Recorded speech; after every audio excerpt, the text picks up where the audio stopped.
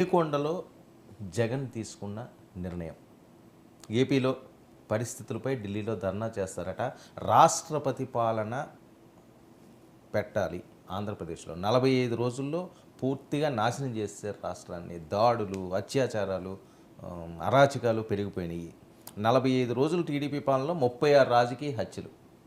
దీన్ని మేము సహించబోము, ఎంతవరకైనా నేను తేల్చుకుంటాను. మరొకటి భద్రతా లోపాలట, ఆయన బుల్లెట్ ప్రూఫ్ కారు ఆగిపోయిందట, అదొక టెన్షన్. ఏం జరుగుతుంది సార్ ఆంధ్రప్రదేశ్లో? అంటే ఆంధ్రప్రదేశ్లో జరిగేది ఏంటి అనే దానిపైన భిన్నమైన కథనాలు మీడియా కంప్లీట్గా డివైడ్ అయి ఉంది కనుక ఎవరి కథనాలు వాళ్ళు వస్తున్నాయి. సో కానీ ఇక్కడ అడుగుతున్న డిమాండ్ చాలా కీలక. రాష్ట్రపతి పాలన అని, రాష్ట్రపతి పాలన అనే డిమాండు గతంలో కూడా జగన్మోహన్ రెడ్డి అధికారంలో ఉన్న సమయంలో ఇదే రకమైన ఆరోపణలు చేస్తూ అసలు ఆంధ్రప్రదేశ్లో రాజారెడ్డి రాజ్యాంగం అమలవుతుంది అని, అంబేద్కర్ రాసిన రాజ్యాంగం అమలుకు కావడం లేదు, రాష్ట్రపతి పాలన విధించాలి అని అప్పుడు తెలుగుదేశం డిమాండ్ చేసింది.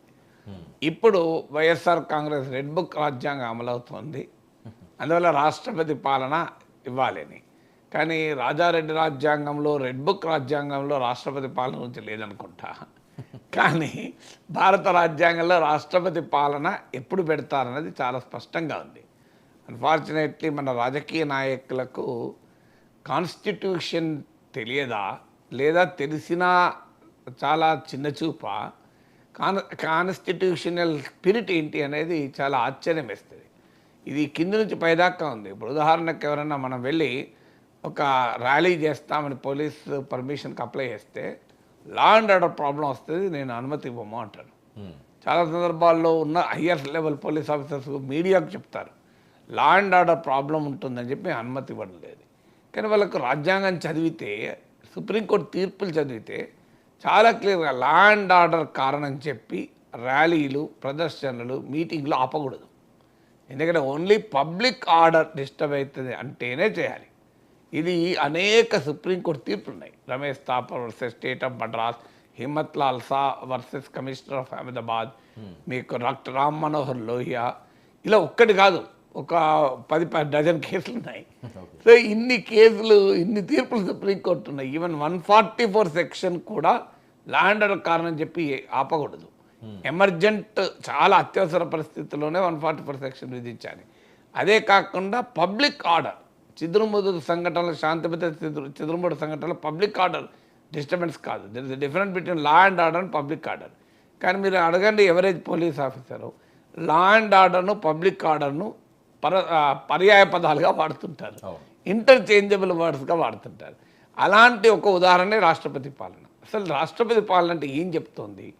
రాజ్యాంగ వ్యవస్థలు విఫలమైనప్పుడు మాత్రమే రాష్ట్రపతి పాలన. ఆర్టికల్ 356 పైన అంబేద్కర్ మాట అంటాడు, అంబేద్కర్ గారే. So India is a unitary constitution in emergency circumstances and a federal constitution in normal circumstances. భారతదేశం సమాఖ్య రాజ్యము సాధారణ పరిస్థితుల్లో, అత్యవసర పరిస్థితుల్లో మాత్రమే యూనిటరీ రాజ్యంగా ఉంటుంది అని అంటూ article 356, I hope it will be a dead article అంటాడు. ఇది ఏనాడు నిరుపయోగంగా పడే ఆర్టికల్గా ఉండవచ్చు అని, ఉండాలని కోరుకుంటాడు. కానీ అన్ఫార్చునేట్లీ జవహర్లాల్ నెహ్రూ ప్రధానమంత్రిగా ఉన్న సమయంలో మొదలైంది ఇలా ఈ ఆర్టికల్ని ఉపయోగించి రాష్ట్ర ప్రభుత్వాలు తొలగించడం. కేరళలో ప్రపంచంలోనే first time elected communist government, EMS Namboodiripad government తొలగింపుతో మొదలైంది. ఆ తర్వాత కనీసం ఒక 100 సార్లు దుర్వినియోగం అయి ఉండొచ్చు.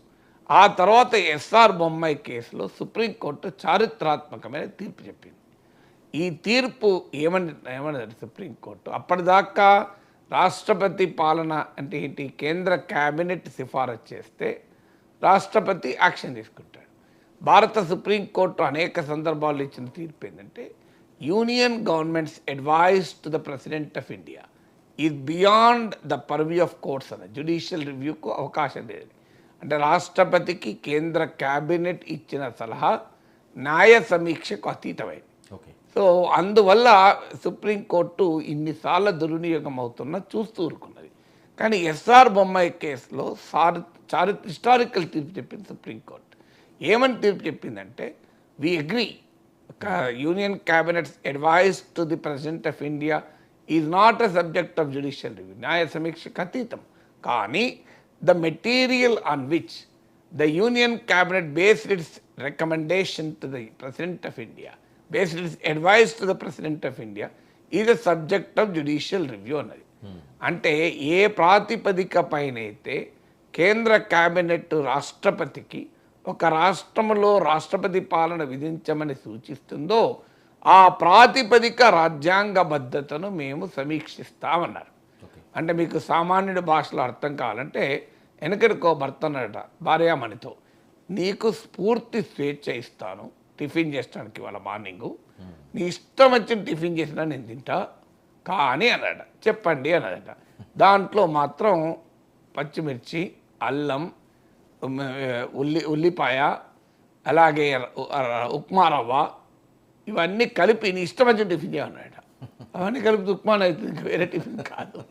ఇవన్నీ కొత్తిమీర, కరివేపాకు, అల్లము, పచ్చిమిర్చి, ఆయిలు, ఉల్లిపాయ ఇవన్నీ వేస్తే ఏమవుతుంది? ఒకటే అవుతుంది. ఇంతలో క్యాష్యూ నట్, జీడిపప్పు, పల్లికాయ, వేరుశనగ ఇవన్నీ వేస్తే ఏమవుతుంది? రవ్వ వస్తే ఉప్మా పౌడర్ కాదు. నీకు పూర్తి ఫ్రీడమ్ ఇస్తున్నావు, ఏమన్నా చేయాలట. ఇవన్నీ ఏదైనా ఏమన్నా కాదు, ఒకటే అవుతుంది. సో సుప్రీంకోర్టు కూడా చాలా అద్భుతమైన తీర్పు చెప్పింది. నీవు ఏమి అడ్వైజ్ ఇస్తావో మేము అడగం, కానీ ఆ అడ్వైజ్కి ఏదో ఒక బేస్ ఉండాలి కదా. నీ ఇష్టమైన అడ్వైజ్ ఇవ్వలేవు కదా. ఆ అడ్వైజ్ ఉన్న బేస్ యొక్క కాన్స్టిట్యూషనాలిటీని మేము సమీక్షిస్తామన్నారు. దీని తర్వాత ఇక భారతదేశంలో ఆర్టికల్ 356 వినియోగం ఆగిపోయింది, దాదాపు లేదు ఇంతవరకు. సో అంటే అర్థం ఏంటి? Break down of constitution. చాలామంది ఇక్కడ కూడా ఒక పొరపాటు చేస్తుంది. ఇంతకుముందు నేను పోలీసుల వ్యవహారాలు చెప్పాను. లా అండ్ ఆర్డర్, పబ్లిక్ ఆర్డర్కు తేడా తెలియకుండా ఉన్నత స్థాయి పోలీస్ అధికారులు కూడా మీడియా ముందు మాట్లాడతారు. విచిత్రం ఏంటంటే ఆ ప్రెస్ కాన్ఫరెన్స్లో విలేకరులు కూడా అడగారు మళ్ళీ, సార్ ఇంకో ఈ హిమ్మత్ లాల్ షా కేసు ఉంది, డాక్టర్ రామ్మనోహర్ లోహియా కేసు ఉంది, రమేష్ థాపర్ కేసు ఉంది, ఇన్ని కేసులు ఉన్నాయి, మీరు రామ్లీలా మైదాన్ కేసు ఉంది, ఇన్ని కేసులు ఉన్నాయి కదా సార్, మరి మీరు లా అండ్ ఆర్డర్, పబ్లిక్ ఆర్డర్ తేడా ఉంటుంది కదా అని మీరు ఏ విలేకరుల సమావేశంలో ఎంతమంది అడిగారు మీరు చెప్పండి. సో వాళ్ళు చెప్పింది వీళ్ళు రాసుకుంటారు. So the permission for the rally was rejected by the police citing law and order concerns.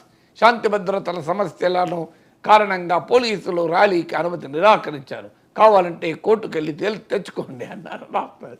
So అంటే సమస్త అజ్ఞానం సుఖీభవ అనాలి మనం.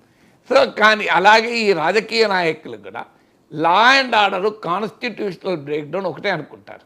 ఇప్పుడు జగన్మోహన్ రెడ్డి ఈ ఉపోద్ఘాతం ఎందుకు చెప్తున్నా, జగన్మోహన్ రెడ్డి ఏమంటున్నాడు? సో దాడులు జరుగుతున్నాయి, అల్లర్లు జరుగుతున్నాయి, అవి జరిగినాయా, అవి ఎవరి మీద చేశారు, గతంలో చేశారు, ఇప్పుడు చేశారు, ఆ చర్చలకు నేను వెళ్ళడం లేదు. కానీ ఫండమెంటల్ క్వశ్చన్ ఏంటి అంటే సైట్ చేస్తున్నది ఏంటి? దాడులు, ఇవే కదా. ఇవన్నీ కూడా శాంతి భద్రతల సమస్యలే. They are all problems of law and order. Law and order cannot be the ground for president rule. ఇది జగన్మోహన్ రెడ్డి కన్నా ఎవరికైనా అర్థం కాదు. గతంలో టీడీపీ ఇదే డిమాండ్ చేసి, ఇప్పుడు వైసీపీ అదే డిమాండ్ చేసి, అప్పుడు నేను ఇదే మాట్లాడాను, ఇప్పుడు ఇదే మాట్లాడుతున్నాను. అప్పుడో పార్టీకి రుచించింది నా విశ్లేషణ, ఇప్పుడో పార్టీకి రుచిస్తుంది. కానీ నాగేశ్వర్ ఎవరికో రుచించడానికి విశ్లేషించాడు కనుక ఏది నిజమో చెప్తాడు. భారత రాజ్యాంగం శాంతి భద్రతల కారణాన ఒక ప్రభుత్వాన్ని రద్దు చేయమని, రాష్ట్రపతి పాలన విధించమని ఎక్కడా లేదు రాజ్యాంగం. ఒకవేళ కేంద్రం చేసినా అది సుప్రీంకోర్టులో ఒప్పుకోవు. ఇది మొదటి ప్రశ్న. అందువల్ల రాష్ట్రపతి పాలన విధించడం అనే ఒక ఎక్స్ట్రీమ్ డిమాండ్. ఎస్, ఈ అల్లర్లను ఆపండి, దాడులను ఆపండి, ప్రజల ప్రాణాలకు రక్షణ కల్పించండి, మా కార్యకర్తలకు రక్షణ కల్పించండి అడగచ్చు. వాస్తవంగా ప్రజలకు ఉండే సమస్య అప్పుడైనా ఇప్పుడైనా పార్టీ సానుభూతి పనులు, కార్యకర్తలు, పార్టీ వాళ్ళకి మధ్య దాడులు అయ్యేది. సాధారణ ప్రజలపైన ఎవడో చెందుకు దాడి చేస్తాడు, వాళ్ళు పరస్పరం దాడులు చేసుకుంటారు, దాడులు చేస్తారు, అధికారంలో ఉన్నవాడి ఆధిపత్యం ఉంటుంది, ఇవన్నీ జరుగుతాయి. సో అందువల్ల రాష్ట్రపతి పాలన కాదు జగన్మోహన్ రెడ్డి డిమాండ్ చేయాల్సింది. ఇది ఈ రకమైన దాడుల సంస్కృతి, పొలిటికల్ వైలెన్స్ కరెక్ట్ కాదు అని అడగాలి. అది అడగకుండా ఆయన ఏకంగా రాష్ట్రపతి పాలన అడుగుతున్నాడు. అందులో డబుల్ ఇంజిన్ సర్కార్ని. సో అయ్యారు మీరన్న రెండవ ప్రశ్న. ఇప్పుడు నేను ఇంతవరకు రాజ్యాంగం చెప్పిన, ఇక రాజకీయం. ఇప్పుడు అక్కడ ఎవరు అధికారంలో ఉన్నారు? ఎన్డీఏ అధికారం. ఇక్కడ ఎవరు అధికారంలో ఉంది? ఎన్డీఏ ఉంది. ఒక ఎన్డీఏ ప్రభుత్వం మరో ఎన్డీఏ ప్రభుత్వం తొలగిస్తారా? దేశ చరిత్రలో ఆర్టికల్ 356 దుర్వినియోగం అయింది అనేక సార్లు, 100 సార్ల పైన అయింది. కానీ ఎప్పుడు కూడా సొంత పార్టీ ప్రభుత్వాన్ని రద్దు చేసుకోలేదు. ప్రతిపక్ష ప్రభుత్వాల పైనే ఈ రాష్ట్రపతి పాలన ఆయుధాన్ని విధిస్తారు. జగన్మోహన్ రెడ్డి ఏమడుగుతున్నాడు? ఎన్డీఏ ప్రభుత్వాన్ని తొలగించమని అడుగుతున్నాడు. రాష్ట్రపతికి సంతానం ఏమి ఉండదు. కేంద్ర కేబినెట్ ఏది అడ్వైజ్ ఇస్తే అది రాష్ట్రపతి చేయాల్సిందే. రాష్ట్రం అంటే ఎవరు చేయాలి? ఇప్పుడు బీజేపీ నియమిత గవర్నర్, బీజేపీ నియమిత ప్రభుత్వం హోంమంత్రి. అంటే ఈ గవర్నర్ చంద్రబాబు నాయుడు ప్రభుత్వం రద్దు చేయమని హోంమంత్రి రాస్తాడా? హోంమంత్రి క్యాబినెట్లో నోటు పెడతారా చంద్రబాబు నాయుడు ప్రభుత్వం రద్దు చేయమని? మోడీ ప్రభుత్వం చంద్రబాబు నాయుడు ప్రభుత్వం రద్దు చేయమని చెప్తుందా? వాళ్ళ ప్రభుత్వమే కదా. ఇది పొలిటికల్ కామన్ సెన్స్ కదా. ఇది రెండవది. మూడవది ప్రజల మ్యాండేట్. 164 సీట్లు ప్రజలు నిన్నకాక మండిస్తే 40 రోజులు నువ్వు రద్దు చేయమంటే ప్రాక్టికల్గా కూడా నాకు చెప్పండి, ఇది మళ్ళీ ఇప్పుడు ఎన్నికలు జరుగుతాయా? సో అందువల్ల it doesn't make any practical sense, constitutional sense, political sense.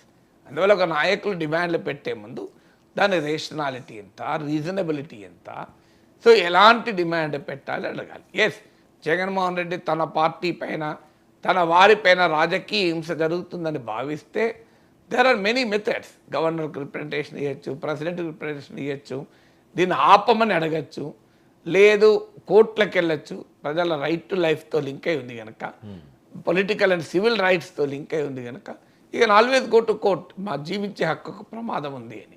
So కానీ ఇవన్నీ వదిలేదు. రాష్ట్రపతి పాలన అంటే మొత్తం డైవర్ట్ అయిపోయి రాష్ట్రపతి పాలన చుట్టూ తిరుగుతాయి. ఏ రకంగా రాష్ట్రపతి పాలన విధిస్తారు అంటే నిన్న మొన్న 164 సీట్లు గెలుచుకున్న ప్రభుత్వాన్ని రద్దు చేసి బయటపడేయంటే ఎందుకు పడేస్తారు, ఎట్లా పడేస్తారు? ఇది ప్రజల తీర్పు సబ్వర్షన్ కదా. అందువల్ల రాష్ట్రపతి పాలన demand doesn't make any constitutional sense, any political sense, any common sense also. ఏదో ఒక సెన్స్ ఉండాలి కదా.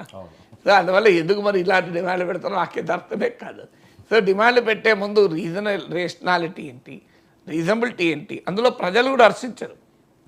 నిన్న కాక మొన్న 164 సీట్లు వచ్చిన ప్రభుత్వాన్ని ఇవాళనే తొలగించు, అర్జెంటుగా నువ్వు నేను వస్తా అంటే ఎట్లా తొలగించి ఏం చేస్తారు? రాష్ట్రపతి పాలన పెడతారు. పోనీ ఇంకొక ప్రాక్టికల్ క్వశ్చన్ అడుగుతారు. రాష్ట్రపతి పాలన పెడతారు. రాష్ట్రపతి పాలన అంటే ఎవరిది? పరోక్షంగా కేంద్ర ప్రభుత్వ పాలన. జగన్మోహన్ రెడ్డి పాలన అయితే కాదు కదా. వైసీపీ పాలన పెట్టడం అయితే అడగలేడు కదా. కేంద్ర ప్రభుత్వ పాలన అంటే ఏంటిది? ఎన్డీఏ ప్రభుత్వ పాలన. అంటే మళ్ళీ ఎవరు? సేమ్ కూటమే కదా. రాష్ట్రపతి పాలన అయినా సేమ్ కూటమే పాలిస్తుంది. ప్రాక్టికల్ అసలు రాష్ట్రపతి పాలన ఇంపాసిబుల్. నేను అంటున్న జగన్మోహన్ రెడ్డి క్వశ్చన్ ఏంటంటే, అయ్యమ్మ నువ్వు రాష్ట్రపతి పాలన అడుగుతున్నావు, పెట్టాలనుకుందాం, ఎవరు పాలిస్తారు? మళ్ళీ ఇదే ఎన్డీఏ కూటమి కదా. ఓకే, ఈయన కోరుకున్నట్లు చంద్రబాబు నాయుడు ఉండకపోవచ్చు రాష్ట్రపతి పాలన, బట్ ఇది కూటమే కదా మళ్ళీ. అందువల్ల ఇట్ డజంట్ సింప్లీ ఇది political, moral, common, constitutional a sense కందని డిమాండ్. సో అందువల్ల ఇలాంటి డిమాండ్ల వల్ల సింపతి రాదు.